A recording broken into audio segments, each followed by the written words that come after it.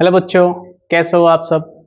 आप सभी का स्वागत है आपके YouTube चैनल पाथवे पे। तो हमने आप सभी के लिए एक सीरीज स्टार्ट किया है जिसका नाम है रामबाण सीरीज, है ना। आप सभी को एग्जाम से पहले इस सीरीज के प्रत्येक वीडियो को देख कर जाना है, जिससे आपको एग्जाम में हर एक सवाल जो है वो आसान लगेगा, क्योंकि हमने इस सीरीज में इस तरह से सवाल को सेट किया गया है कि आपको एग्जाम में किसी तरह का समस्या जो है वो उत्पन्न ना हो। ठीक है, तो आज हमने आपके लिए 10 से वीवीआई क्वेश्चन को लेकर आए हैं, है ना, जो एग्जाम के पॉइंट ऑफ व्यू से काफी इंपॉर्टेंट है, काफी महत्वपूर्ण है। तो चलिए हम लोग देखते हैं उन 10 सवालों को कि किस तरह से हम लोग उसको सॉल्व करेंगे, है ना। तो चलो, सवाल मेरा क्या है कि दो धनात्मक संख्याओं का अंतर 3 है तथा इनका गुणनफल 504 है, तो संख्याएं ज्ञात करें, है ना। देखो ये जो सवाल है बहुत प्यारा सवाल है और ये हमारे पिछले साल ही आ चुका है, और इसी तरह से भी आप उम्मीद लगा सकते हो इसी तरह का सवाल जो है आपको इस वर्ष भी आने वाला है। ठीक है, चलिए, तो बोला है दो धनात्मक संख्याओं का अंतर कितना है, बोलो 3 है। तो हम एक काम करते हैं कि पहला जो है हमने मान लेते हैं कि माना, आप यहां पे लिख लो, माना पहली धनात्मक संख्या, माना पहली संख्या जो है हमने मान लिया x। तो अगर हमें दूसरी संख्या निकालना हो तो हम क्या करेंगे, हमें पता है कि दोनों का अंतर कितना है, बोलो 3 है। तो एक संख्या x है तो दूसरी संख्या क्या होगा, तो बोलेंगे x प्लस 3 होगा। क्यों हमने लिख दिया यहाँ पे x प्लस 3, उसके पीछे कारण है कि जब आप इन दोनों का निकालिएगा अंतर तो वो कितना होगा, 3 होगा। कैसे, अंतर जब भी निकालते हैं तो बड़ा में से घटाते हैं, तो x प्लस 3 में से x जाएगा। देखो x और x कैंसिल और कितना बचा है, बोलो 3, है ना। तो जब भी दो संख्याओं का अंतर x 3 हो, 4 हो, 5 हो, है ना, तो एक संख्या अगर x है तो दूसरी संख्या जो होगा वो कितना होता है, बोलो वो सम हो जाएगा, है ना। तो एक संख्या x से दूसरी संख्या कितना होगा, x प्लस 3। चलिए आगे बढ़ते हैं, क्वेश्चन की तरफ बढ़ते हैं। क्वेश्चन हमें बोला है कि इनका गुणनफल जो है वो 504 है, मतलब कि x में अगर आप x इसको गुना कर दीजिए, मतलब पहली संख्या गुना दूसरी संख्या कीजिएगा तो वो कितना आएगा, बोलो 504 आएगा। मतलब x इंटू एक्स प्लस 3 का जो मान है वो हमारा कितना आएगा, बोलो 504। कितना आएगा, बोलो 504 आएगा, है ना। अब इसे हमें सॉल्व करना है, तो ये हो जाएगा एक्स स्क्वायर प्लस में हो जाएगा 3x और प्लस में कितना, इक्वल टू हमारा हो जाएगा 504। अब इसे सॉल्व कर लेते हैं, और तो ये हो जाएगा एक्स स्क्वायर प्लस का 3x और माइनस का 504 हो जाएगा ना, इक्वल टू कितना हो जाएगा, 0। अब हमें इसे सॉल्व करना है। अब तो ये फैक्टर आ गया, ये तो द्विघात समीकरण आ गया, इसे सॉल्व करना है। सॉल्व करने का तरीका क्या है, आसान तरीका है। 504 को पहले पकड़ो, आप 504 को पहले फैक्टर करो, 2 से लगेगा, 2 दूना 4, 5 दूना 10 और 2 दूना 4, है ना। फिर लगेगा 2 से, तो 2 एकम 2, 2 दूना 4 और 2 छक 12। फिर लगेगा 2 से 6 और 3 बार में। फिर लगेगा 3 से 2 और 1 बार में। अब ये ना लगेगा, देखो 2 दूना 4, 4 दूना 8, 8 3 24 और 24 में गुना कीजिएगा 21 से, तो कितना आएगा, 504, है ना। अच्छा ठीक है, चलिए आप एक काम करो, सबसे पहले देखो कि यहाँ पे कि इन दो, ये 500 जो 4 लिखा हुआ है ना, ये 504 का जो साइन है वो क्या है, बोलो माइनस का। अगर ये साइन माइनस का है, इसका मतलब है कि इसे हम लाएंगे घटा कर लाएंगे। कैसे लाएंगे, बोलो घटा कर। तो देखो एक तरफ का आया है 2 दूना 4, 4 दूना 8, 8 3 24, एक है 24 और एक है 21। जब इसको घटा दीजिएगा तो ये आ जाएगा हमारा 3, है ना। अब इसको जब गुना कर दीजिएगा तो कितना आएगा, बोलो 504। तो हमारा फैक्टर यहाँ पे मिल गया है, और फैक्टर हमें क्या मिला है कि एक्स स्क्वायर प्लस में 3x है ना, तो 3x को क्या लिखेंगे, 24x माइनस का 21x। तो हम इसे लिखेंगे 24x और माइनस का 21x और माइनस में कितना, बोलो 504 इक्वल टू कितना हो जाएगा, बोलो 0 हो जाएगा ना। अब इसे सॉल्व कर लीजिए आप। पहले हम देखो इन दोनों को देखेंगे क्या मिला, इन दोनों में बोलेंगे x मिला, क्या बचा, x प्लस 24 माइनस में इन दोनों में क्या मिला है, देखो 504 को जो हमने ब्रेक किया था तो 24 आया था और 21 आया था ना। देखो 21 यहाँ भी है और 21 यहाँ भी है, तो इन दोनों से यहाँ से 21 हमारा क्या हो गया, बोलो बाहर हो गया ना। क्या बच रहा है, बोलो हमारा बच रहा है यहाँ पे, हमारा यहाँ पे बचा x बचा, और यहाँ पे प्लस में हमारा बचा 24 इक्वल टू कितना हो जाएगा, बोलो 0 हो जाएगा। अब इसे क्या करेंगे, बॉक्स का नंबर चेंज करो, चेक करो कि x प्लस 24, यहाँ भी x प्लस 24, कोई दिक्कत नहीं है, हम आगे चलेंगे।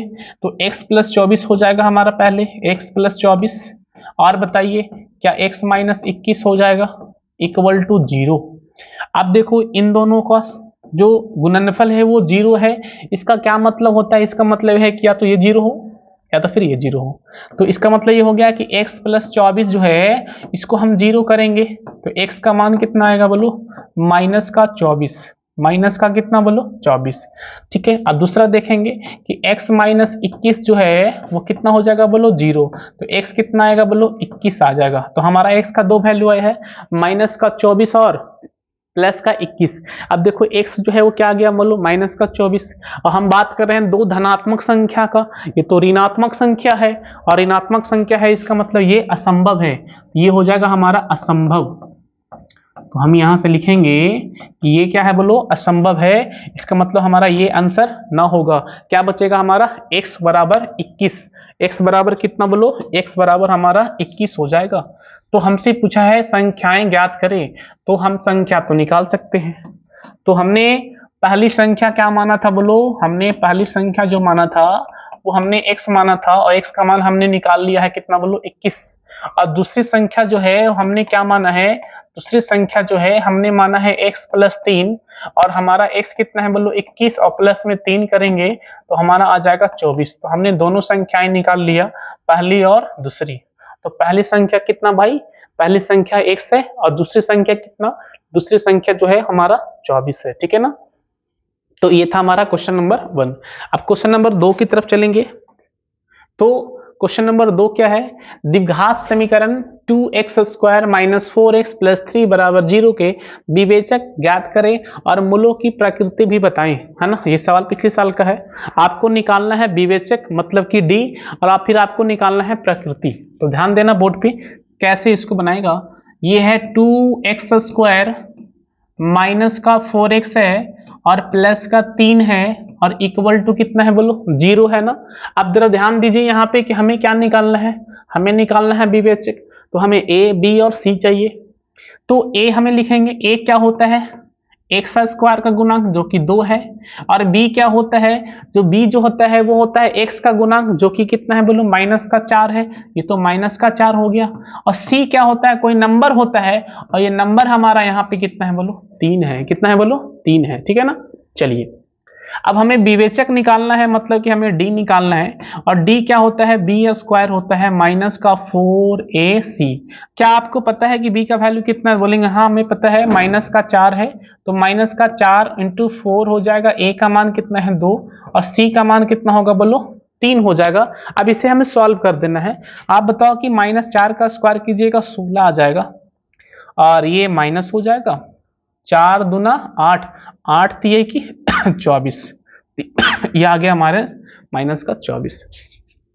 16 बताओ, 16 में से अगर माइनस 24 जाएगा तो क्या बचेगा, तो आप बोलिएगा कि सर ये माइनस का 8 बचेगा। अब बताओ कि ये माइनस का 8 जो है क्या वो लेस देन 0 है, तो बोलेंगे हाँ ये माइनस का 8 जो है वो लेस देन 0 है, 0 से छोटा है। तो d का जो मान है हमारा वो हमारा आ गया लेस देन 0।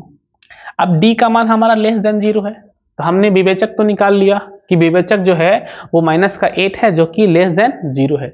जब d का मान लेस देन 0 आता है तो उस केस में हमारा जो प्रकृति होता है मूलों का वो कैसा होता है बोलो, वो होता है इमेजिनरी होता है, वो होता है काल्पनिक, है ना। तो हमारा मूलों की प्रकृति बताया है ना, तो मूलों की प्रकृति क्या बोलेंगे कि इमेजिनरी नंबर है, आभासी संख्या, है ना। मतलब यहाँ पे इसका मूल संभव है, बोलेंगे यहाँ पे इसका मूल संभव नहीं है। क्यों मूल संभव नहीं है, क्योंकि d का जो मान है वो आ गया नेगेटिव, और d का मान जब नेगेटिव आता है तो वहां पे मूल हमारा नहीं निकलता है, x का मान हमारा नहीं निकलता है। तो हमें बताना है मूलों की प्रकृति, तो मूलों की प्रकृति क्या होगा, बोलेंगे हम काल्पनिक, है ना। तो यहाँ पे प्रकृति में लिखेंगे काल्पनिक, लिखेंगे आभासी, लिखेंगे, है ना। चलिए तो नेक्स्ट क्वेश्चन की तरफ हम लोग आगे चलेंगे, और अगला सवाल हमारा क्या है, आप ये देखो।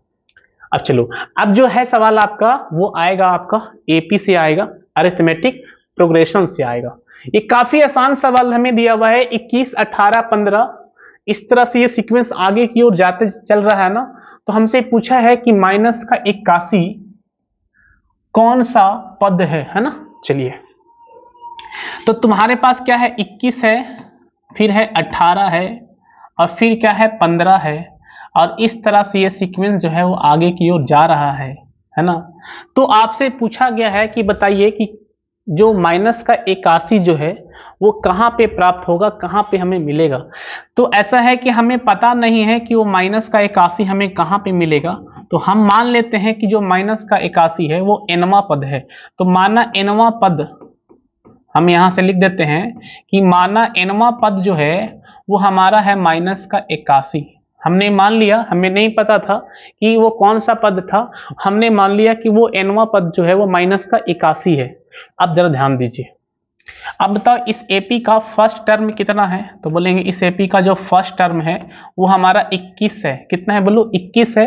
और बताओ इस एपी का जो हमारा कॉमन डिफरेंस कितना है, सार्वंतर कितना है। और कॉमन डिफरेंस कैसे निकालते हैं, कोई भी एक टर्म को पकड़ो और उसको पीछे में से घटा दो। तो बताइए 18 को अगर पकड़ेंगे तो उसके बगल में कौन बैठा, बोलो 21 बैठा। तो डी का मान हमने यहां से निकाल लिया, वो आ गया हमारा माइनस का 3। कितना आ गया बोलो, डी का मान हमने निकाल लिया, वो आ गया माइनस का 3। अब हमें तो पता ही है ना ये कौन सा टर्म हमने मान रखा है, nवां पद। और nवां पद का मतलब क्या होता है बॉस, nवां पद का मतलब होता है tn। तो हमें tn का मान कितना है बोलो, 81। और tn का आपको फॉर्मूला बताया गया होगा, tn क्या होता है, tn होता है a प्लस n-1 और इनटू में d इक्वल टू माइनस का 81। ठीक है ना। चलिए अब इसे सॉल्व कर देते हैं, सारे का मान यहाँ पे पुट कर देते हैं। a का मान कितना है, 21 है ना, और d का मान कितना है, माइनस का 3 है। डालो तो ये हो जाएगा हमारा 21 हो जाएगा, ये प्लस हो जाएगा, n-1 हो जाएगा, और ये माइनस का 3 हो जाएगा, और ये माइनस का 81 हो जाएगा। यहां तक किसी को दिक्कत नहीं होना चाहिए क्योंकि काफी आसान है ना, आप इसे पकड़ सकते हो। ये बताओ कि n-1 है और इनटू में कितना है बोलो, माइनस का 3 है। इसको आप उधर भेज दो तो ये माइनस का 81 हो जाएगा। तो एक और भी काम कर सकते हो आप इसे और आसान बना सकते हो। ऐसे कर लो, आप 21 को यहां रहने दो, ये प्लस हो जाएगा, गुना कर दीजिए -3 में n से, तो हो जाएगा माइनस का 3n, और इसको गुना कर देगा तो प्लस का 3 हो जाएगा, और इक्वल टू माइनस का कितना बोलो, 81 हो जाएगा। अब इसे सॉल्व करो, ये तो 21 है ना, ये हमारा 21 है। आप बताओ 21 और 3 कितना होता है, 24 है ना, ये तो 24 हो गया, और माइनस का 3n हो गया, ये हो जाएगा माइनस का 81। सही है यहां तक। अब हमें n का मान निकालना, निकाल लेंगे, आसान से निकाल लेंगे। देखो ध्यान से आप, ये 24 है, आप इसको उठा के इधर लेके आ जाओ तो प्लस में 81 हो जाएगा, और इसको उठा के उधर लेके चले जाओ तो ये हो जाएगा प्लस में 3n हो जाएगा। कितना हो जाएगा बोलो, प्लस में 3n। अब यहाँ पे करना क्या है, जोड़ देना है आपको। 4 और 1 5 हो जाएगा, और 8 और 2 10 हो जाएगा, ये इक्वल टू आ गया 3n है ना। अब 3 से काट दो आप इसे, 3 तिहाई 9 और 3 पचे 15, तो n का मान कितना हो गया बोलो, 35 हो गया। n का मान हमने निकाल लिया है भाई, कि n का मान कितना आ गया, 35 हो गया। इसका मतलब है कि इस एपी का जो 35वां पद है वो कितना होगा बोलो, वो होगा हमारा माइनस का 81। कितना होगा बोलो, वो होगा हमारा माइनस का 81 हो जाएगा, वो हो जाएगा हमारा माइनस का 81 हो जाएगा। ठीक है ना। चलिए, तो हमने इसको सॉल्व किया है, हम लोग आगे चलेंगे, और आगे हमारा सवाल क्या है, ये भी हमारा एपी का ही सवाल है। आप बताओ कि इसमें फर्स्ट टर्म कितना है, तो हम लेंगे इसमें फर्स्ट टर्म 9 है, और इसमें डी कितना है, डी निकालना आपको सिखाया है। कोई भी एक टर्म पकड़ लो, जैसे आप मान लो कि हमने पकड़ लिया 17, 17 को घटाएंगे किससे बोलो, 13 से, तो करेंगे 17 माइनस 13 इक्वल टू 4। तो हमने ए भी निकाल लिया है और डी भी निकाल लिया है।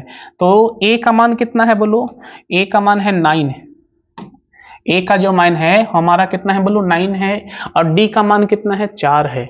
हमें निकालना है 20वां पद, हमें निकालना है बीसवां पद निकालना है ना। देखो ध्यान से, बीसवां पद कैसे लिखते हैं वो तरीका सीख लो आप। पहले तो आप a लिखो, फिर प्लस लिखो। 20 है ना, तो आप उसे एक कम करो तो ये बन जाएगा 19, और d से गुना कर दो तो ये हो जाएगा 19d, है ना। आप किसी भी टर्म को आप ऐसे लिख सकते हो, जैसे तुम्हें 17 निकालना हो तो पहले आप a लिखो और फिर 17 को एक कम करो तो 16, और फिर d से गुना करो।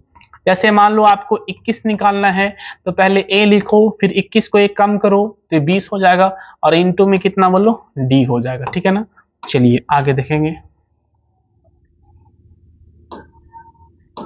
चलिए इसे सॉल्व करते हैं।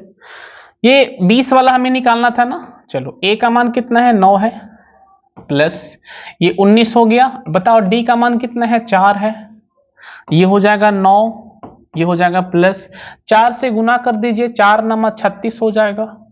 9 चको 36, बचा हाथ में 3, और 4 और 3 7, मतलब ये 76 आ गया। और 76 में अगर 9 जोड़ देते हैं तो 9 6 15 हो जाएगा, और 7 और 1 8 हो जाएगा। तो हमने निकाल लिया कि जो इसका 20वां पद है वो कितना है बोलो, 85 है ना। और ये जो सवाल है ये 5 मार्क्स का नहीं भाई साहब, ये जो सवाल है वो 2 मार्क्स का है। कितने मार्क्स का है, 2 मार्क्स का, है ना।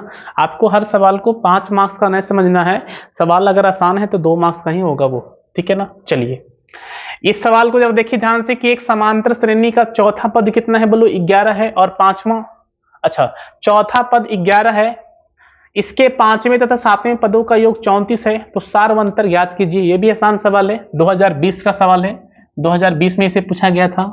आप बताओ कि उसने क्या बोला है कि पांचवा पद जो है, चौथा पद 11 है और पांचवा और सातवां का सम कितना है बोलो, 34 है। तो हम पहले एक काम कर लेंगे कि हम पहले कुछ ना कुछ मान लेंगे कि इसका जो प्रथम पद है, इसका जो प्रथम पद है वो हम कुछ मान लेते हैं, चलो a मान लिया। और इसका जो सारवंतर है, इसका जो सारवंतर होगा, सारवंतर ना, हाँ, इसका जो सारवंतर होगा वो हम मान लेते हैं d, है ना, क्योंकि हमें पता नहीं था, हमने मान लिया, ठीक है। चलिए अब सवाल पे चलते हैं। सवाल मेरा क्या बोला है कि इसका चौथा टर्म, चौथा का मतलब T4, और T4 कितना है बोलो, 11। और बताया अभी तुम्हें कि कोई भी टर्म लिखना हो तो पहले आपको a लिखना होगा, और इसको एक कम करना होगा तो 3 हो जाएगा, और d से गुना कर दीजिए तो ये हमारा a प्लस 3d का मान कितना आ जाएगा बोलो, 11 आ जाएगा, ठीक है ना। चलिए अब इसे आप मान लो समीकरण नंबर 1, ठीक है। अब आगे बढ़ते हैं। आगे हमें ये बोला है कि इसका पांचवा टर्म, तो मतलब कि T5, और इसका कौन सा टर्म, सातवां टर्म, मतलब कि T7। तो T5 और T7 का जो मान है वो कितना है बोलो, 34 है। कितना है बोलो, 34 है। अब बताओ T5 का जो मान है वो कितना होगा बोलो, तो a प्लस 4d, और T7 का मतलब होता है a प्लस, एक कम करेंगे 6d, बराबर कितना हो जाएगा, 34 हो जाएगा। कितना हो जाएगा बोलो, 34 हो जाएगा। अब देखो a और a कितना हो जाएगा, 2a, a और a जो है वो कितना हो जाएगा बोलो, 2a हो जाएगा। और 4d में अगर 6d जोड़ दीजिएगा तो ये हो जाएगा 10d, और इसका मान कितना है बोलो, 34 है। आप बताओ क्या दोनों में कुछ मिल रहा है, बोलेंगे हाँ दोनों मिल रहा है, और दोनों में जो मिला है 2 मिला है, तो ये बचेगा a और ये बचेगा 5d और इक्वल टू 34। इसे आप सॉल्व करो, 2 से आप काट दो, 2 से आप इसे काटो, 17 बार में ये कट जाएगा। तो बताओ यहाँ से a और प्लस में 5d इक्वल टू कितना बोलो, 17 हो जाएगा। आप इसे 2 मान लो। देखो आपने समीकरण 1 भी मान लिया है, आ गया तुम्हारा, समीकरण 2 भी आ गया। अब इन दोनों को सॉल्व करेंगे तो हमें a और d मिल जाएगा, है ना। अब ध्यान से देखो कि अगर हम इसको घटा दें तो हमारा a गायब हो जाएगा, और बचेगा कौन बोलो, बचेगा हमारा d बचेगा, है ना। तो हम एक काम करते हैं, हम समीकरण, ध्यान से देखेगा भाई, समीकरण 2 को हम घटा लेते हैं। किससे घटा लेते हैं, समीकरण 2 को हम समीकरण 1 से घटा लेते हैं।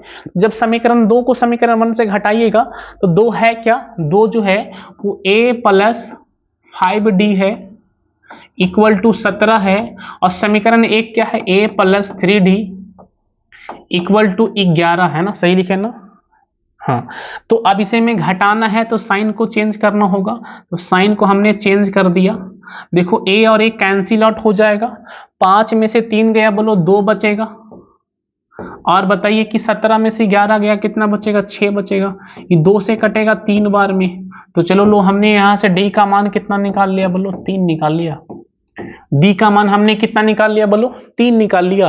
और हमें डी ही तो पूछा है। सार्वंतर का मतलब क्या होता है? सार्वंतर का मतलब होता है डी, और डी का जो मान है वो हमारा कितना आ गया? बोलो 3 आ गया। कितना आ गया? बोलो 3 आ गया। ठीक है, चलिए आगे चलेंगे। आगे क्वेश्चन क्या है? चलो क्वेश्चन नंबर 6 बोला यहाँ पे तुम्हारे पास 3 संख्या है, तो पहला संख्या कितना है? बोलो 2n-1, और दूसरा संख्या कितना है? 3n प्लस में 2, और एक तीसरा संख्या है वो है 6n माइनस में 1। तो हमसे पूछा है कि बताइए कि तो संख्याएं ज्ञात करना है आपको, संख्या निकालना है कि ये संख्या क्या है। तो सबसे पहले आपको इसमें n का मान निकालना पड़ेगा कि n का मान एक्चुअल में है क्या, है ना। तो आप एक कंसेप्ट याद रखना है कि अगर कोई सीरीज एपी में है तो वो तभी पॉसिबल है जब उसका सार्वंतर क्या हो? समान हो। सार्वंतर जब समान होता है तो वो सीरीज है, वो श्रेणी जो है वो किस में होता है? बोलो एपी में होता है। और सार्वंतर हम लोग कैसे निकालते हैं? तो कोई भी टर्म को पकड़ेंगे तो पीछे वालों घटा देंगे, तो हमें सार्वंतर को समान कर देना है। तो कैसे करेंगे? देखो जैसे मान लो हमने इसको पकड़े हैं 3n प्लस 2 को पकड़े हैं, है ना। तो इसको पकड़े हैं तो इसमें किसको घटाना होगा? हमें घटाना होगा पीछे वाला टर्म को, तो हमें इसे घटा देना होगा। तो ये हो जाएगा 2n और माइनस का 1। तो हमने निकाल लिया सार्वंतर, है ना। यही सार्वंतर जो है वो यहां से भी वही आएगा जब इसको हम इसमें से घटा देंगे। तो ये कितना है? बोलो 6n माइनस का 1 है, और इसको घटा देना है हमें माइनस का 3n, और प्लस में कितना? बोलो 2, है ना। अब इसे सॉल्व कर देते हैं। इसे सॉल्व कैसे करेंगे? ध्यान देना, ये 3n हो जाएगा, ये प्लस का 2 हो जाएगा, गुना कर दीजिए, माइनस का 2n हो जाएगा, प्लस का 1 हो जाएगा।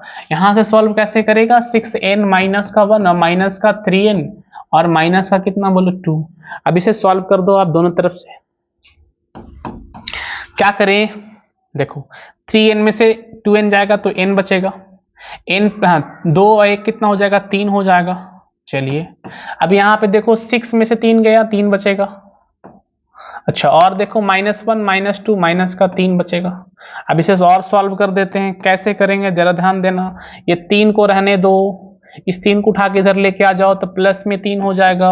ये 3n रहने दो, इसको उधर लेके जाओ तो माइनस का n होगा। हाय ना बोलो, है ना। अब करना क्या है? अब करना ये है आपको, 3 और 3 6 हो जाएगा। अब 3 में से 1 गया, बोलो 2। बताओ n का मान यहाँ से कितना आ गया? बोलो n का मान हमने यहाँ से निकाल लिया 3। n का जो मान है हमारा कितना आ गया? बोलो n का मान जो है हमारा 3 आ गया। लेकिन हमें क्या पूछा है? हमें संख्याएं पूछा है, हमें संख्या के बारे में पूछा गया है। तो संख्या कैसे निकालेंगे? तो पहला संख्या क्या था जरा बताइए। तो पहला संख्या है हमारा 2n-1, तो इसका मान निकाल लो 2 गुना 3 और माइनस में 1, मतलब 3 गुना 6 में से 1 गया 5। कितना बचेगा? बोलो 5 बचेगा ना। अच्छा, दूसरा संख्या क्या है वो भी पकड़ो, 3n प्लस 2 है ना, तो हो जाएगा 3 गुना 3 और प्लस में 2, तो 3 3 9 2 11। अच्छा, तीसरा संख्या क्या है? बोलो तीसरा संख्या है 6n माइनस में 1, तो 6 गुना 3 हो जाएगा, माइनस में 1, 6 3 18 में से 1 गया 17। तो हमने संख्याएं यहां से निकाल लिया है कि हमारा संख्या क्या है। तो हमारा संख्याएं यहां से आ गया है, और संख्याएं कितना है? बोलो 5 है हमारा, 11 है और 17 है ना। और ये 5 11 17 जो है वो किसमें है? बोलो एपी में, है ना। चलिए ये है हमारा एपी में। तो ये हमने फाइनल आंसर अपना प्राप्त कर लिया है, 5 11 और 13। इसमें कुछ नहीं करना था, आपको सार्वंतर बराबर करना था। सार्वंतर कैसे बराबर करते हैं? इस टर्म को लेंगे तो इसे घटाना होगा, इसको लेंगे तो इसे घटाना होगा। मतलब कि हम कैसे निकालते हैं इसका जनरल फॉर्मूला अगर बात करें तो d बराबर tn माइनस tn माइनस 1, है ना। tn माइनस 1, है ना। देखो ये 1 है, ये 2 है, 3 है, तो t2 minus t1 equal to t3 minus t2। ठीक है, चलिए आगे देखो। हाँ, आगे क्या है? यदि किसी समांतर श्रेणी का nवां पद, यहाँ पे n छुटा हुआ, एनवा पद कितना है 3n प्लस 1, एनवा पद का मतलब tn, तो हमें tn का मान कितना है बोलो 3n और प्लस का 1 है, तो हमें वो श्रेणी ज्ञात करना है, कोई दिक्कत नहीं, हम निकाल लेंगे। आप हमें ये बताओ कि जब हम n का मान 1 डालेंगे तो हमें क्या प्राप्त होगा, हमें क्या t1 मिलेगा, मतलब हमें पहला पद मिलेगा। तो आप डालो तो हो जाएगा 3 और गुना में 1 और प्लस में 1, तो 3 और 1 कितना बोलो 4 हो। जब हम n का मान 2 डालेंगे तो हमें क्या दूसरा पद प्राप्त होगा, और दूसरा कितना हो जाएगा 3 गुना में 2 और प्लस में 1, 3 दूना 6 और 1 7। आप बताओ कि जब n बराबर हम 3 डालेंगे तो हमें तीसरा पद प्राप्त होगा, और तीसरा पद मतलब कि 3 गुना में 3 और प्लस में 1, मतलब 3 3 9 और 1 10। अगर हम n बराबर 4 डाल लेंगे तो हमें चौथा पद प्राप्त होगा, और चौथा पद कितना होगा 3 गुना 4 प्लस में 1, 4 3 12 और 1 13, है ना। तो हम n का मान डालते जाएंगे, हमें पद मिलते चला जाएगा। तो हमें एपी तो लिखना है ना, 3 4 पद तो निकाल लिया, तो हमें निकलना है, क्या लिखना है बोलो एपी। तो हमारा जो एपी है वो क्या है बोलो, तो हमारा जो एपी मिला है वो हमें मिला है 4 7 10 13, और इस तरह से ये क्या होगा बोलो चलता जाएगा, है ना। यही है हमारा एपी। तो हमारा एपी यहां से निकल कर आ गया। एपी हमारा कितना आया है बोलो 4 7 10 13, है ना। ये है हमारा राइट आंसर, है ना। तो इसी तरह से आपको एग्जाम में बनाना है। n का मान डालिए 1 तो t1 मिलेगा, 2 डालिएगा तो t2 मिलेगा, और 3 डालेंगे तो t3 मिलेगा, और 4 डालेंगे तो t4 मिलेगा। ये क्वेश्चन नंबर 7 है। और क्वेश्चन नंबर 8 की तरफ चलेंगे, और 8 क्या है, 8 है हमारा 8 के प्रथम 15 गुंजों को योग ज्ञात कीजिए, है ना। तो आपको बताना है कि 8 का प्रथम 15 गुणज, गुणज का मतलब क्या होता है कि उससे कटना चाहिए। तो 8 से कटने वाला पहला नंबर कौन है, खुद 8 ही है। दूसरा नंबर कौन है 16 है। तीसरा कौन है 24 है। तो इसी तरह से आपको 15 लिखना है ना। तो आप बताओ कि पहला नंबर तो हम पता कर लिए कि 8 ही है, दूसरा क्या तो 16, तीसरा क्या तो 24, तो ये कुछ और नहीं है, तो टेबल पढ़ रहे हैं। 8 दूना 16, 16 8 दूना 16, 8 3 24, 8 चौको 32। इस तरह से हम भागते जाएंगे, और हमें कहां तक जाना है, हमें 15 टर्म तक निकालना है। तो ये पहला हो गया, दूसरा हो गया, तीसरा हो गया, चौथा हो गया। देखो पहला तो हमें 8 हो गया, दूसरा कितना है 16, तीसरा कितना है 24। तो 24 कैसे आया, जब 8 में आप 3 से गुना किया। 32 कैसे आएगा, जब 8 ने आपने 4 से गुना किया। तो 15 वाला जो टर्म होगा उसको 8 से गुना करना का 15 में, तो हमारा कितना आएगा बोलो 120, है ना। तो 8 का जो 15वां गुना जो होगा वो कितना होगा बोलो 120। कैसे निकाल लिए हमने, 8 को गुना कर दिए 15 से, तो 15 ठीक कितना होता है 120। आप हमें बताओ कि यहाँ पे फर्स्ट टर्म कितना है, तो बोलेंगे फर्स्ट टर्म जो है हमारा 8 है। आप हमें बताओ यहाँ पे कॉमन डिफरेंस कितना है, तो बोले निकाल लेंगे 16 माइनस 8। 16 माइनस 8 करेगा कितना आएगा बोलो, 16 माइनस 8 करेंगे तो हमारा 8 आएगा, ठीक है ना। चलिए आप बताओ क्या आपको इसमें लास्ट टर्म भी पता है, तो बोलेंगे हाँ लास्ट टर्म भी पता है। और लास्ट टर्म कितना है बोलो 120। लास्ट टर्म जो है हमारा वो कितना है बोलो 120 है ना। चलिए हमें निकालना है सम, हमें क्या निकालना है बोलो सम निकालना है। तो हमें सम निकालना है, तो हमें n भी पता है क्योंकि खुद बोल रखा है कि 15 गुना चाहिए, तो n का मान कितना बोलो 15, है ना। अब कुछ नहीं, हमें Sn का फॉर्मूला लगा देंगे, और Sn का फॉर्मूला क्या होता है n/2 a प्लस tn। तो Sn का फॉर्मूला होगा n/2 a प्लस tn। तो n/2 a प्लस tn कब करना है, जब हमें लास्ट वाला टर्म पता हो। अगर मान लो कोई बच्चा का लास्ट वाला टर्म मान लो इसमें नहीं पता रहता, तो हम ये फॉर्मूला लगाते हैं 2a प्लस n-1 और इनटू में d, है ना। आप डिफरेंस समझ लो कि ये फॉर्मूला तब लगाइएगा जब आपको a और d पता हो, a और d, है ना। और साथ में tn ना पता हो, मतलब कि लास्ट का टर्म पता हो तो ये फॉर्मूला लगा सकते हो, नहीं पता हो तो ये जनरल फॉर्मूला लगाइए, है ना। तो हमें लास्ट का टर्म पता था तो हमने ये लगा दिया। तो हम यहाँ से Sn निकाल लेंगे, और जब हम यहाँ से Sn निकालेंगे तो हमें कितना आएगा जरा देखिए आप, n/2 मतलब 15/2, तो ये हो जाएगा 15 और बटा में कितना 2। ये कितना है बोलो a प्लस tn, a का मान कितना है बोलो 8 है, तो हम लिख देंगे यहाँ से 8 हो जाएगा 8। और प्लस में टीएन, और टीएन कितना है बोलो, टीएन है हमारा 120, तो हम यहां से लिख देंगे 120। क्या इसे सॉल्व कर सकते हो आप? तो आप इसे सॉल्व कर सकते हो, 15/2 है ना, इसे जोड़ दो 128 आ जाएगा।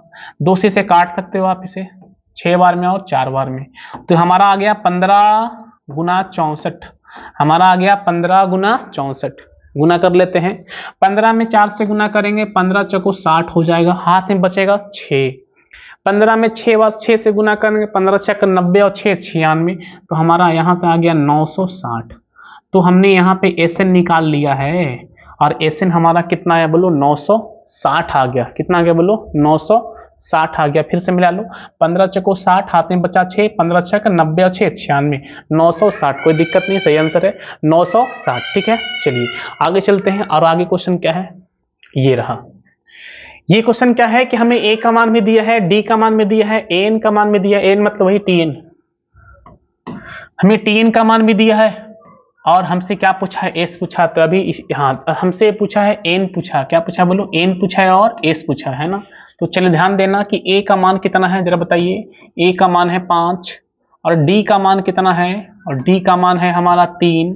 अच्छा, टीएन का मान कितना है, तो टीएन का मान है 50।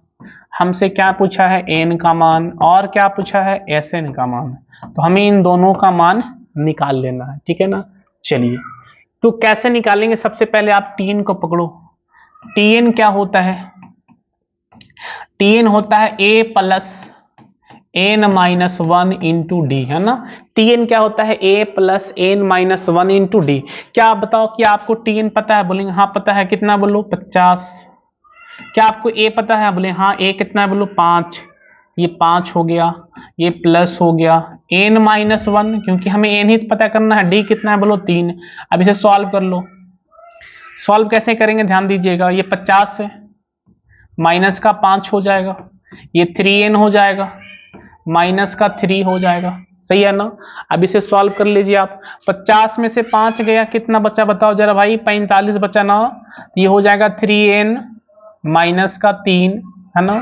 तो क्या बताओ 3n का मान कितना हो जाएगा, तो 3 इधर आएगा तो प्लस में 45 और 3 48, तो 3 से काट दो 16 बार में। तो आपने यहां से n का मान तो निकाल लिया कि n का जो मान है वो 16 है। n का मान कितना है बोलो, 16। अब हमें किसका मान निकालना है, हमें Sn का मान निकालना है। तो Sn का मान तो निकालना है, लेकिन आपको Tn पता है, तो आप डायरेक्ट फार्मूला लगाओ ना इसका, Sn का।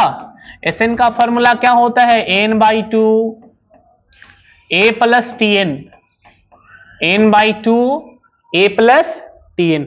n का मान कितना है बोलो, 16, 16/2, 16/2। a का मान कितना है बोलो, 5 है, तो लिखेंगे 5, प्लस में Tn कितना है, बोलेंगे 50 है, 2 से काटो 8 बार में, ये 8 आ जाएगा तुम्हारा। 50 में 5 जोड़ो 55, गुना करो इसे, 8 में गुना करो, 8 × 5 = 40, 8 × 40 और 4 = 44। तो हमने यहां से Sn का मान निकाल लिया 444। कितना बोलो, 444। तो नेक्स्ट सवाल की तरफ चलेंगे। नेक्स्ट क्वेश्चन क्या है हमारा, ये है क्वेश्चन नंबर 10। क्वेश्चन नंबर 10 क्या है कि त्रिभुज है ये भाई, ये त्रिभुज है। त्रिभुज पी क्यू आर की भुजा पी क्यू और पी आर क्रमशः बिंदु ई और एफ पर स्थित है।